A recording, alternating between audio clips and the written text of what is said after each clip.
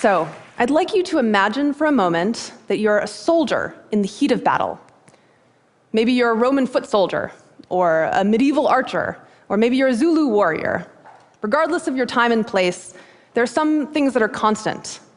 Your adrenaline is elevated, and your actions are stemming from these deeply ingrained reflexes rooted in a need to protect yourself and your side and to defeat the enemy.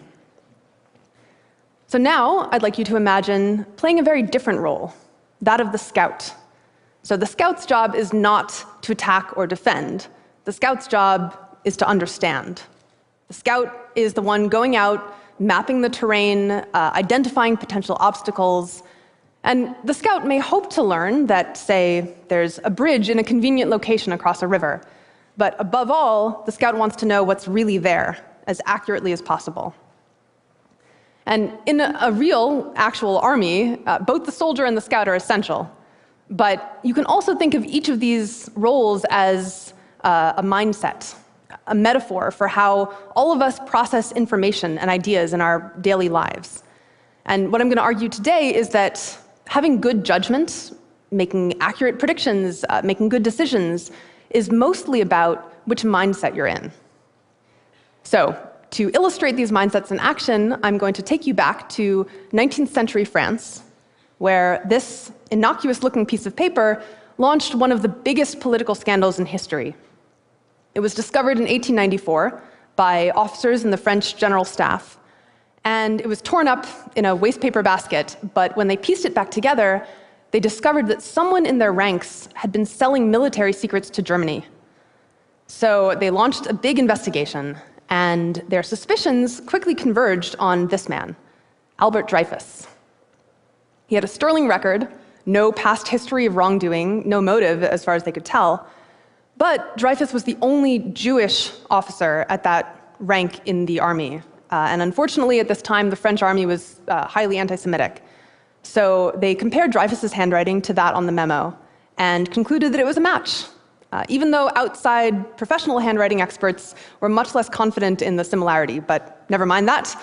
They went and searched Dreyfus's apartment, looking for any signs of espionage. They went through his files, and they didn't find anything. And this just convinced them more that Dreyfus was not only guilty, but sneaky as well, because clearly he had hidden all of the evidence before they had managed to get to it. Next, they went and looked through his personal history for any incriminating details. They talked to his teachers. They found that he had studied foreign languages in school, which clearly showed a desire to conspire with foreign governments later in life. His teachers also said that Dreyfus had a good memory. He's, known for having a good memory, which was highly suspicious, right? Because a spy has to remember a lot of things. So the case went to trial, and Dreyfus was found guilty. And afterwards, they took him out into this public square and ritualistically tore his insignia from his uniform and broke his sword in two. This was called the degradation of Dreyfus. And they sentenced him to life imprisonment on the aptly named Devil's Island, which is this barren rock off the coast of South America. So there he went, and there he spent his days alone, writing letters and letters to the French government, begging them to reopen his case so they could discover his innocence. But for the most part, France considered the matter closed. So one thing that's really interesting to me about the Dreyfus affair is this question of why the officers were so convinced that Dreyfus was guilty. I mean, you might even assume that they were setting him up, that they were intentionally framing him, but historians don't think that's what happened. As far as we can tell, the officers genuinely believed that the case against Dreyfus was strong, which makes you wonder, what does it say about the human mind that we can find such paltry evidence to be compelling enough to convict a man? Well, this is a case of what scientists call motivated reasoning. It's this phenomenon in which our unconscious motivations, our desires and fears, shape the way we interpret information. So some information, some ideas feel like our allies, and we want them to win, we want to defend them. And other information or ideas are the enemy, and we want to shoot them down. So this is why I call motivated reasoning soldier mindset. And probably most of you have never persecuted a French Jewish officer for high treason, I assume, but maybe you've followed sports or politics.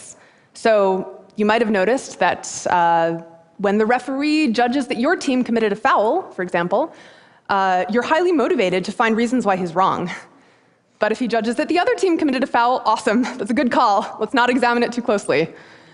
Or maybe you've read an article or a study that examined some controversial policy, like capital punishment. And as researchers have demonstrated, if you support capital punishment and the study shows that it's not effective, then you're highly motivated to find all the reasons why the study was poorly designed. But if it shows that capital punishment works, awesome, it's a good study. And vice versa, if you don't support capital punishment, same thing. Our judgment is just strongly influenced, unconsciously, by which side we want to win.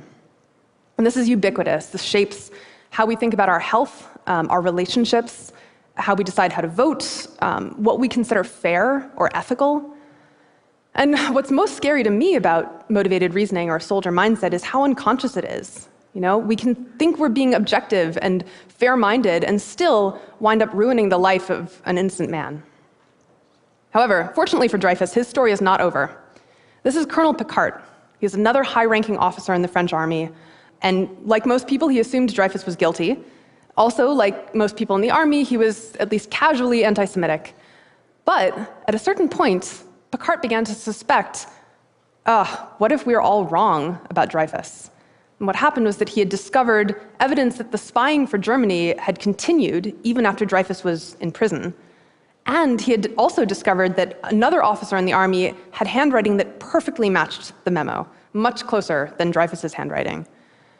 So he brought these discoveries to his superiors, but to his dismay, they either didn't care or came up with elaborate rationalizations to explain his findings, like, all you've really shown, Picquart, is that there's another spy who learned how to mimic Dreyfus's handwriting, and he picked up the torch of spying after Dreyfus left. But Dreyfus is still guilty. Eventually, Picquart managed to get Dreyfus exonerated, but it took him 10 years, and for part of that time, he himself was in prison for the crime of disloyalty to the army.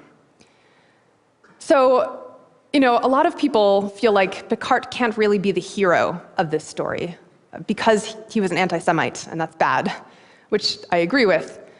But personally, for me, the fact that Picquart was anti-Semitic actually makes his actions more admirable, because he had the same prejudices, the same reasons to be biased as his fellow officers, but his motivation to find the truth and uphold it just trumped all of that. So to me, Picquart is a poster child for what I call scout mindset. It's the drive not to make one idea win or another lose, but just to see what's really there as honestly and accurately as you can, even if it's not pretty or convenient or pleasant. And this mindset is what I'm personally passionate about, and what I've spent the last few years examining and trying to figure out what causes scout mindset. Why are some people, sometimes at least, able to cut through their own prejudices and biases and motivations and just try to see the facts and the evidence as objectively as they can? And the answer is emotional. So just as soldier mindset is rooted in emotions like defensiveness or tribalism, scout mindset is too. It's just rooted in different emotions. So for example, scouts are curious.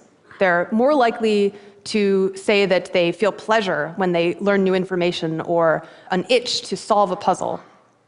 They're more likely to feel intrigued when they encounter something that contradicts their expectations.